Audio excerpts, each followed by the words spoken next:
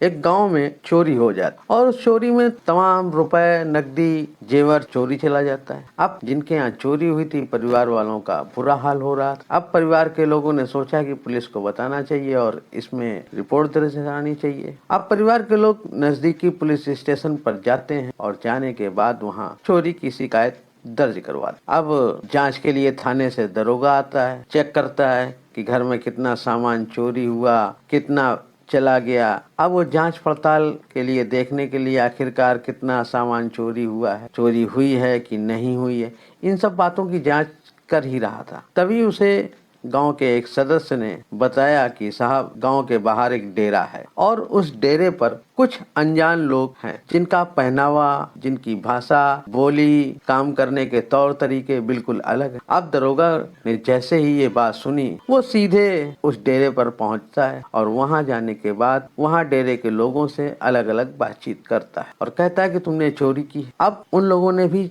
जब ये बात सुनी तो डेरे के लोगों ने साफ इनकार कर दिया कि साहब, हमने बिल्कुल भी चोरी नहीं की है। अब जैसे ही दरोगा इन लोगों से बातचीत कर रहा था, तभी उसकी नजर उनके डेरे में मौजूद एक बहुत ही खूबसूरत लड़की पर पड़ती है और देखते ही देखते दरोगा उसे दिल दे बैठता है। अब दरोगा ने कहा कि अगर तुम लोग इस घटना से बचना चाहते हो, कि यानी तुम्हारे ऊपर कोई बड़ी कार्रवाई ना हो, तो इस लड़की को एक रात के लिए तुम्हें मुझे सौंपना होगा और अगर तुमने ऐसा कर दिया तो तुम्हारा कोई कुछ नहीं बिगाड़ सकेगा और लड़की जब वापस आएगी तो वापस आने के बाद तुम कहीं दूर चले जाना, जिससे तुम पर कहीं कोई शक नहीं करेगा और तुम्हारे ऊपर कोई बड़ी कार्रवाई नहीं हो। अब परिवार वालों ने आपस में सहमति बनाई। जब आपस में सहमत बन जाती है तो वो लोग उस खूबसूरत लड़की को दरोगा के हवाले कर देते हैं और जैसे ही दरोगा के हवाले करते हैं, दरोगा लड़की को साथ में ले जाता है और जैसा वो चाहता है उस लड़की के साथ रात भर वैसा ही करता है। और लड़की जब दरोगा के पास से अपने परिवार के पास वापस पहुंचती है तो परिवार वालों ने सारा सामान बांधा और सारा सामान बांधकर वहां से दूर अन्यत्र चले जाते हैं। हालांकि इस चोरी में उस डेरे के परिवार के लोगों का बिल्कुल भी कहीं कोई हाथ नहीं था और दरोगा भी इस बात को भली भांति जानता था कि परिवार के लोग जो कह रहे हैं वो सही कह रहे हैं, लेकिन दरोगा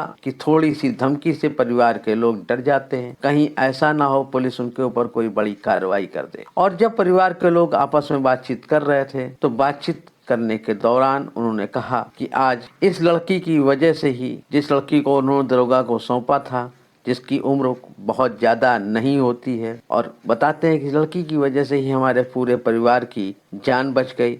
दरअसल लड़कियां परिवार को बचाने के लिए ही होती हैं। अब उन्होंने ऐसा मान लिया था और वहाँ एक सिस्टम शुरू हो जाता है उन लोगों के यहाँ कि जब कहीं कोई मुसीबत आ खड़ी हो तो लड़की को हमेशा आगे कर दिया जाता है। और ये कहानी है आज भी बाछड़ा समुदाय जो सदियों से लेकर आज तक चली आ रही, और इन घरों में दरोगा वाली बात को लेकर ऐसा बताया जाता है कि यह पहली ऐसी घटना घटी थी और उसके बाद से उन्होंने इस धंधे को अपना पेशा ही बना लिया और वेश्यावृत्ति को ही धंधा बना लिया। आज की कहानी एक ऐसे गांव की है जहां पर महज 200 रुपए में लड़कियां अपना जिस्म बेचती, वह भी खूबसूरत लड़कियां। नमस्कार, आदाब, सत श्री अकाल। मैं आयुष। आज की जो सच्ची घटना आपको सुनाने जा रहा हूँ, ये सच्ची घटना है मध्य प्रदेश के जिले मंदसौर का ही एक गांव लगता है छतरपुरा। और मंदसौर का ये जो गांव है छतरपुरा, इसकी सीमाएं अलग अलग मिलती। दरअसल मंदसौर छतरपुरा राजस्थान से भी मिलता है और मध्य प्रदेश से भी मिलता है और यहाँ से एक हाईवे गुजरता है। गांव के ही एक रहने वाली लड़की जिसका नाम रीना होता है, रीना की जो माँ होती उसकी उम्र थोड़ी दिनों बाद धीरे धीरे ढल रही थी और उसके पास ग्राहक आ नहीं। एक दिन रीना की माँ ने रीना से पूछा कि बेटा, क्या तुम भी वही करोगी जो आज तक मैं करती चली आई हूँ, या फिर तुम शादी करके अपनी जिंदगी बसाना चाहती हो? अब उस लड़की रीना ने जवाब दिया कि माँ, घर में कमाने के लिए, खाने के लिए कुछ है ही नहीं और एक वक्त के खाने के लाले पड़ जाते हैं, इसलिए मजबूरन मुझे वही काम करना पड़ेगा जो काम तुम करती चली आ रही। यानी माँ भी वेश्यावृत्ति का काम करती थी और बेटी से पूछा गया तो बेटी भी इस काम को करने के लिए तैयार हो जाती। अब इस लड़की रीना की उम्र 15-16 साल के बीच में रही होगी। अब जब इस धंधे में उतरती है, वो लड़की अच्छे से तैयार होती है। तैयार होने के बाद बढ़िया मेकअप करती है और एक टार्च लेकर हाईवे के किनारे बैठ जाती, क्योंकि वहाँ से तमाम वाहनों का आना जाना लगा रहता था। और जैसे ही वो वाहन वहाँ आते जाते थे तो वो उन वाहनों पर टार्च मारती थी, यानी सिग्नल देती थी। और ऐसे में कोई न कोई ग्राहक कस्टमर उसका उस सिग्नल को समझता था कि यहाँ पर ये लड़की इंतजार कर रही है। और उन ग्राहकों में कोई ट्रक वाला, कोई गाड़ी वाला जो उस लड़की के द्वारा दी गई लाइट को देखकर रुक जाया करता था। रुकने के बाद जो पहला ग्राहक उस लड़की के पास आता है वो एक ट्रक ड्राइवर होता है और उस लड़की से कहता है कि अपना रेट बताओ। और ग्राहक चूंकि उस लड़की को देखकर इम्प्रेस हो चुका था, खुश हो जाता है और उसके साथ उसने वही सब कुछ किया जो एक व्यक्ति अपनी पत्नी के साथ करता है, यानी कि वो रिलेशन बनाता है। और जब उसका पहला ग्राहक आके चला जाता है तो उस लड़की के पास ग्राहकों की लाइन लग जाती और अब उसके पास 24 घंटे में अच्छी तरह से ग्राहक आने लगते हैं। लेकिन उस लड़की की उम्र ज्यादा नहीं और चूंकि लड़की भी सुंदर थी, जो भी उसको देखता था बहुत जल्द उसके प्रति अट्रैक्ट हो जाया करता था और उसके करीब आ जाया करता था। इस तरह से रीना के घर परिवार की जो दिक्कतें थी, समस्याएं थी, खाने पीने कि वो धीरे धीरे समस्याएं दूर होने लगती हैं और धीरे धीरे वक्त भी आगे बढ़ने लगता है। एक दिन, 2 दिन, साल दर साल गुजर जाते हैं और एक दिन ऐसा आता है कि एक ट्रक ड्राइवर उस लड़की को दिल दे बैठता है और उस लड़की से अपने प्यार का इजहार करता है और उससे कहता है कि मैं तुम्हारे साथ रहना चाहता हूँ, तुम्हारे साथ जिंदगी जीना चाहता। पहले तो लड़की ने साफ साफ इनकार किया कि हमारे यहाँ लड़कियों की शादी नहीं होती है और लड़कियां कभी शादी के मामलों में पड़ती भी। वो पहले तो इनकार करती है, लेकिन जब वो कहता है कि आखिर तुमने इस धंधे को ही क्यों चुना है, तुम शादी क्यों नहीं करती। अब जब वो तरह तरह से उसको समझाता है तो रीना उस आदमी की बात मानती है, उसकी जिद के सामने हार जाती है और कहती कि देखो ये मेरी मजबूरी है, मैं धंधा जरूर करती रहूंगी, अगर तुम ये इजाजत दो तो मैं तुम्हारे साथ शादी कर सकती। खैर ट्रक ड्राइवर भी मान जाता है और रीना अपनी मांग में उस ट्रक ड्राइवर के नाम का सिंदूर लगाती है, गले में मंगलसूत्र डालती है। अब दोनों आपस में पति पत्नी की तरह रहते हैं। जब ट्रक ड्राइवर का मन करता था वो उस शहर लौटता था तो वो अपनी पत्नी के पास आ जाता, कुछ वक्त बिताता था, इसके बाद चला जाता था। अब जैसे जैसे ये वक्त आगे बढ़ रहा था तो रीना को एक बेटी पैदा होती है और कुछ वक्त बीत जाने के बाद उसको फिर एक बेटा पैदा हो जाता है, यानी अब वो 2 बच्चों की माँ बन चुकी थी। बेटा और बेटी उसी ट्रक ड्राइवर के थे। जो कुछ भी वो ट्रक ड्राइवर कमाता था वह सब का सब रीना को दे दिया करता, लेकिन ये सब कुछ जो चल रहा था वो मात्र 7-8 साल ही चल पाता है। जैसे ही 8 साल पूरे होते हैं, एक दिन अचानक रीना ने गले में जो मंगलसूत्र पहना हुआ था वो ट्रक ड्राइवर उसे छोड़कर चला जाता। अब वो लड़की फिर मजबूरी में फंस जाती है और मजबूर हो जाती है और फिर से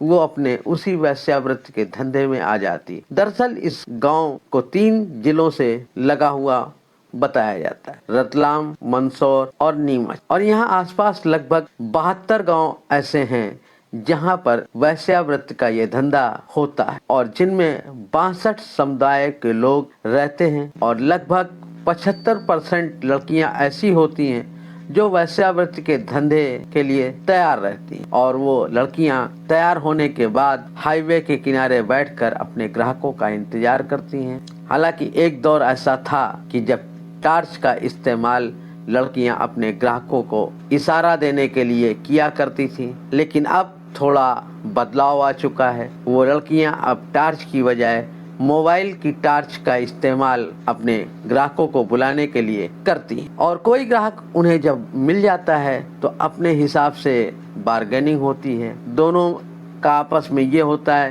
कि कौन कितना पैसा ले ले या कौन कितना पैसा दे दे। इसी तरह से दोनों की जिंदगी चलती रहती। लेकिन यदि कोई ग्राहक उन लड़कियों को पसंद कर लेता है, पसंद करने के बाद छोड़ करके भी चला जाता है, लेकिन वो लड़कियां साथ रहना पसंद करती हैं। उन ग्राहकों से वो अपना बच्चा भी पैदा करती हैं और उन बच्चों को पैदा करने के लिए उन लड़कियों की मजबूरी भी होती है कि आखिर बुढ़ापा आएगा, जब वो बुजुर्ग होंगी तो यही बच्चे बड़े होकर उनका सहारा भी बनेंगे। गांव में न जाने ऐसी कितनी महिलाएं हैं जिनके कोई बच्चे नहीं हैं और उन महिलाओं को खाने कमाने की बहुत सारी दिक्कतें हैं, क्योंकि रोजी रोटी की समस्या सबसे बड़ी बनी हुई है। 2018 तक बाछड़ा समुदाय के इन लगभग 68 गाँव में 75% लोग इसी तरह का धंधा करते थे। हद तो तब हो जाती थी जब भाई या पिता अपनी बहन बेटी के लिए हाईवे के किनारे बैठकर ग्राहकों का इंतजार करते। कोई ग्राहक आएगा, यदि कोई ग्राहक आता है और वह पहली बार ग्राहक बनकर के आता है तो कई बार वो ग्राहक मना कर देता था कि हमें नहीं जाना, लेकिन वो लोग बताते थे कि घर पर उनकी बेटी उनका इंतजार कर रही है, आप चलकर देख लीजिए। अगर आपको मेरी लड़की बहन पसंद आ जाती है तो आप वहाँ रुकना, अगर नहीं पसंद आती है तो किसी और के साथ चले जाना। कुछ इसी तरह से कई बार ग्राहक आते थे और उस वक्त उन लड़कियों बहनों के बच्चे भी घर में होते थे। ग्राहक आता था, बच्चों के सामने ही, परिवार के लोगों के सामने ही, बहन भाइयों के सामने ही ग्राहक लड़की के साथ अंदर जाता था, आराम से वक्त बिताता था, वक्त बिताने के बाद वहां से चला जाता था। और कुछ इसी तरह का कार्यक्रम इन बाछड़ा समुदाय के लोगों का ऐसे ही चलता चला आया था। ये भी बताया जाता है कि 2018 में एक IPS अधिकारी उस क्षेत्र में आए थे और उनको जब ये बातें मालूम पड़ी तो बड़ा अजीब उन्हें लगा और उन्होंने बाछड़ा समुदाय के लड़कियों को, बेटियों को, वहाँ के पुरुषों को काफी कुछ समझाया और गांव-गांव जाकर, घर घर जाकर लोगों को संदेश दिया कि पढ़ाई उनके लिए कितनी जरूरी है। यदि आप लोग पढ़ेंगे लिखेंगे तो आगे बढ़ सकते हैं और तुम्हारी जिंदगी में कहीं कोई दिक्कत समस्या नहीं आएगी। पढ़ लिख कर अगर तुम कुछ काम करोगे तो हो सकता है कि उससे ज्यादा आमदनी हो जाए। यही नहीं, सरकारी गैर सरकारी संस्थाएं जो होती हैं, उन संस्थाओं ने भी गांव-गांव जाकर इस तरह के लोगों को जागरूकता अभियान से जोड़ा और वेश्यावृत्ति के धंधे से निकालने में काफी कुछ मदद भी की। वहां की लड़कियों, औरतों को बताया कि इस धंधे से तुम्हारे अंदर कोई भी किसी भी तरह की बीमारी फैल सकती है, तुम्हें परेशानी हो सकती है। हालांकि राजस्थान मध्य प्रदेश की सीमा में सटे हुए ये जो गाँव हैं, इन गाँव में और कोई बिजनेस नहीं है, व्यापार नहीं है, कोई कमाने के अच्छे जरिए नहीं है, इसलिए मजबूरन ये लड़कियां या महिलाएं वेश्यावृत्ति के धंधे में चले जाते हैं और मजबूरी की वजह से ये काम उन्हें करना पड़ता है। खेती बाड़ी है नहीं, इसलिए जो पुरुष हैं उन पुरुषों को भी अपनी बहन बेटियों का साथ देना पड़ता है और उन्हें आगे बढ़ाना पड़ता है। इस तरह से ये व्यापार चलता चला आ रहा है। सरकार की ओर से गैर सरकारी संस्थाएं काफी कोशिश करती हैं कि कम से कम ये धंधा खत्म हो जाए। हालांकि सरकारी प्रयासों से अब वहाँ काफी सुधार हो चुका है। रीना की जो उम्र और रीना की जो कहानी मैंने आपको सुनाई है, आज की तारीख में यदि बात करें तो उसकी उम्र लगभग 45-46 साल के आसपास हो चुकी है। उसके बच्चे भी बड़े हो रहे हैं, लेकिन रीना ने कोशिश की है और उसे जैसा खुद बनना पड़ा मजबूरी में, उसकी माँ ने मजबूरी में वो काम किया, उसकी माँ की माँ दादी ने भी वही काम किया, लेकिन आज उसका लड़का सरकारी नौकरी में पढ़ लिख कर आ चुका है। अपनी बेटी को भी वो बड़ी ईमानदारी के साथ पढ़ा रही है ताकि उसे आगे पढ़ा लिखा कर कहीं सरकारी नौकरी या काम दिला सके। मित्रों, इस कहानी को उद्देश्य किसी के दिल को दुखाना नहीं था, बल्कि आपको जागरूक करना था, आपको सचेत करना था कि यदि आपको कहीं इस तरह के लोग मिलते हैं, आप में जितनी भी सामर्थ्य है कम से कम उनकी आपको मदद करनी चाहिए। वो मदद आर्थिक रूप से भी हो सकती है, सामाजिक रूप से भी हो सकती है, किसी भी तरह से जैसे भी हो सके मदद करें। और खासकर सरकार की भी जिम्मेदारी बनती है कि आज के इस युग में अगर इस तरह से लोग काम कर रहे हैं तो इन जिलों में, गांव में उनकी रोजी रोटी के सार्थक प्रयास किए जाने चाहिए ताकि कोई बहन बेटी इस तरह के अत्याचारों को न सहे, क्योंकि ये सदियों पुराना पेशा है और इस पेशे को समाप्त होना चाहिए। मिलते हैं अगली नई कहानी के साथ। अपना ख्याल रखें। जय हिंद, जय भारत।